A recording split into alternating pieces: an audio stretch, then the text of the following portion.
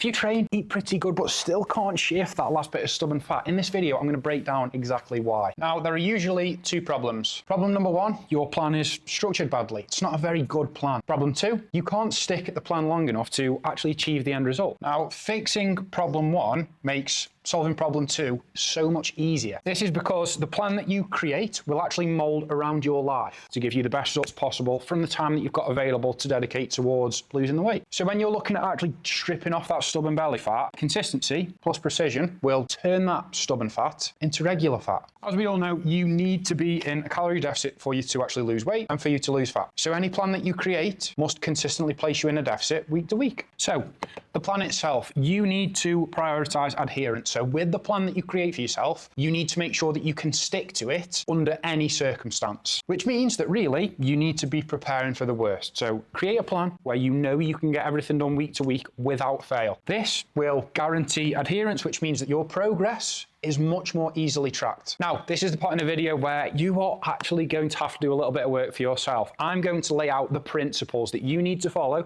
to create your own plan that you can definitely do. That's also going to guarantee you results and guarantee you getting to that result and stripping off all of that stubborn fat. So we need to focus on 5 different things. The first thing we need to focus on is setting targets. What are we aiming for in the long term? What are we aiming for in the short term? This is going to save you from pissing in the wind and just trying to lose weight willy-nilly, which is not what we want. We want structure, we want to track, we want to adjust at the right times, we want to compare. That's going to allow us to guarantee consistent progress. Another reason why targets are important, they will stop you from coasting. So the targets that I'm going to recommend in this video are to help you push, not too hard, but just to the right amount where you are putting a good amount of effort in, but you're getting great results from what you're doing. What should you be aiming for? Now, this applies to everyone. This target should be reasonable. It should be manageable for 99% of you watching this video. So you want to be aiming for 1% of your body weight per week. This should be more than doable. It's definitely realistic, and it shouldn't require too much time. You want to be operating in a moderate deficit. Now, what that's going to do is allow you to retain really good training performance so that you can train hard in the gym and retain the tissue that you've already got. Do too much, go too hard, too fast, and you will inevitably burn out. You will definitely burn out, which is not what we want, because if you burn out, you are never going to get to where you want to be. Training will fall off a cliff and you will end up losing muscle as well as fat. So you'll look like a streak of piss because you'll be flat, you'll have no muscle and you'll be lean, but you'll also feel like shit. You will feel horrendous. Your energy will be on the ground. Your testosterone will probably be in the ground. It's not going to be a great place for you to be. So don't do too much from the start. Start steady, start gradual. And if you find that you've got more energy and you've got more time, you can always scale things up, but do not start by throwing yourself in the deep end and doing too much too soon. Number 2, we've got the diet, which is roughly 70% responsible for fat loss. So this is something that you do need to nail. Now, when we're referring to the diet, we've got 2 different angles to look at this from. We've got consuming the right foods to ensure that you're actually in a deficit, but we've got constructing a diet that's going to allow you to stick to that in the long term, because yes, it's important to eat the right food so that you're in a deficit, but it's also important that you can stick to that diet so that you don't binge and you go off plan and you throw that deficit out the window. That's not what we want. To figure out your maintenance calories so that we can calculate your deficit, I would just go online. Use an online calorie calculator, type in your details, your height, your weight, your age, all of that stuff, and it will spit out a very rough number that you can base your calories off. So once you've got your maintenance, subtract 300 to 500 from that number, and that will give you your deficit. If you want to push a little bit harder, pick 500. If you just want it to be a little bit more steady, then pick 300. Once you've got your deficit calories, we are going to have a meal plan for a training day. We're also going to have a meal plan for a rest day. Now, the reason for this is that you can actually create a little bit more of a deficit by lowering calories on a rest day, which is fine because we're not training, so energy demands are much lower. And then obviously calories are a touch higher on a training day to help fuel training, to help replenish lost glycogen after we train, to kickstart recovery. Once you've got your maintenance calories, you've subtracted 3 to 500. Once you've got that number, that will be the number for your training day. Once you've got that number, minus 200, that is your number for your non-training day. And once you've got all of that information, we can delve into the macros, and the best macro split I have found from training hundreds of clients to get into sick shape and my almost decade-long worth of experience, this is the macro split that I've found that works best for the majority of people. So first of all, protein, 1 gram per pound of body weight, which is just common knowledge. With protein, especially in a deficit, so for all of you watching this video, get it in at all costs. If you know you're going out for a date and you're going to miss 1, 2, 3 meals, take a shake with you, make a shake ready for at home when you get back, and get the protein in at all costs. The fact that you're in a deficit means that your recovery is going to be reduced a little bit. It's going to be a little bit damaged because you're starving your body of the fuel that it needs to maintain its weight. So you need to do everything in your power to keep recovery at an optimal point, which means getting your protein in. So important, so easy to do. There's genuinely no reason ever on any day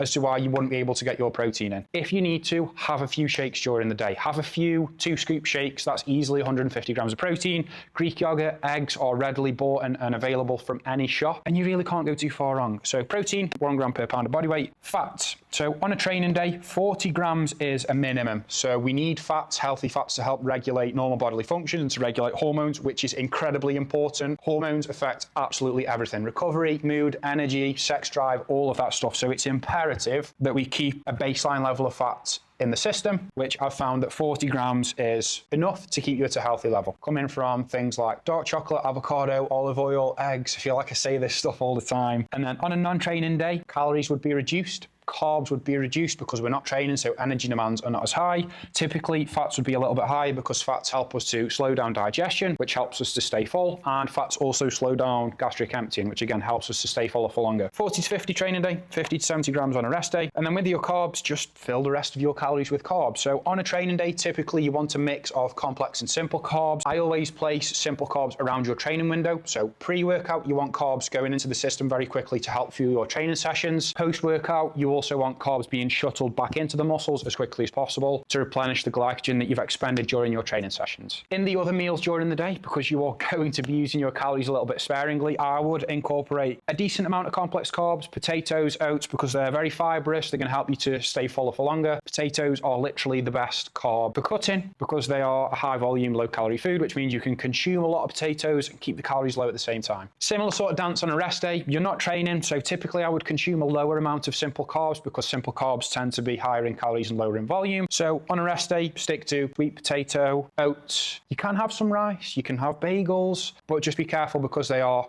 higher in calories. So that's the actual structure of the diet covered. What I'm going to do now is just cover a quick tip on how you can actually go about making it easily sustainable for you. We've got prep your food. We've also got rotation. So when I refer to rotation, I'm referring to rotations of meals. If you want to lose stubborn fat and you want to make the process as easy as possible from the food front, from the diet perspective, prep your food and have a rotation of the same 10 meals on repeat. What this is going to do, it's going to make your shopping so much easier because you're going into the shop, you know exactly what you need and what you're buying and in what quantity, and it's going to make it so much easier for you to stay on track. With regard to prepping your food, if you prep your food and you actually keep on top of that, you'll always have meals in the fridge in case you need one quick because something's cropped up, and you'll have no reason to go off track with your food because you always have meals prepared. In terms of helping with hunger and to curb cravings, if you can stick to the same routine meal timings on a day-to-day basis, that helps out so much with managing hunger and managing cravings. Your body loves routine, so if you're eating at the same times every day, yes, you may start to get a little bit hungry, but you'll be eating soon after that point. So your body will know that you've got a meal coming up. So if you can incorporate these three things, meal rotations, so consume the same 10 meals on repeat, prep those same 10 meals on repeat, and have routine meal timings where you're eating at the same time every single day, that's going to do you wonders for making the process so much easier. Point number 3, we've got steps. Incredibly low impact, it's easy calories burned. So you want to set up a daily step goal, one that you know you can manage without fail. Set something up that's manageable. If you find that you do actually have more time as you go through the process, as you go through the first week, the first 2 weeks, you can add more steps. So start small, start with something that's manageable. On rest days, I typically say incorporate a high number of steps on rest days. You're not training, so you've got a little bit more time free. And again, it's easy calories burned. They won't affect training, which is huge. If you do have lots of time spare or you have a decent amount of time spare, I would always recommend doing a moderate amount of steps. So 10 to 15K every single day. It's going to help you to burn a lot of calories without being too strenuous. Next up, number 4, it's going to be huge to contribute to that deficit and maintaining that deficit. So we've got cardio. Similar to steps, have a cardio regimen, a guaranteed number of sessions that you get boxed off every single week under any circumstance. Make sure that these sessions are done in zone 2. So zone 2 cardio is cardio where you are operating at 60 to 70% of your maximum heart rate. To calculate your maximum heart rate, do 220 minus your age and then multiply that by 0.6. So that will give you the BPM that you need to stay above to operate in zone 2. To reiterate again, the aim of the game with this whole program is to stay consistent. So with cardio, more is not always better. Start off small, start off steady, and you can work things up and scale things up gradually if you find that you've got more energy, you've got a little bit more free time. But when making this plan, structure and being able to repeat the same task on a week-to-week basis is the most important thing. The reason zone 2 is so beneficial is because similar to steps, it's incredibly low impact, sustainable, and easy to recover recover from, which makes it ideal for staying consistent and actually burning more calories over time. Now, last but not least, we've got training. Now, training isn't directly responsible for that much fat loss. It doesn't really burn that many calories. Training, I would say, is critical, does need to be incorporated even in the fat loss phase to ensure that you can actually retain and hold on to the tissue that you've got, so that when you do strip off all of that stubborn fat, you actually look sick and you don't look flat. With regard to training, figure out how many days per week you can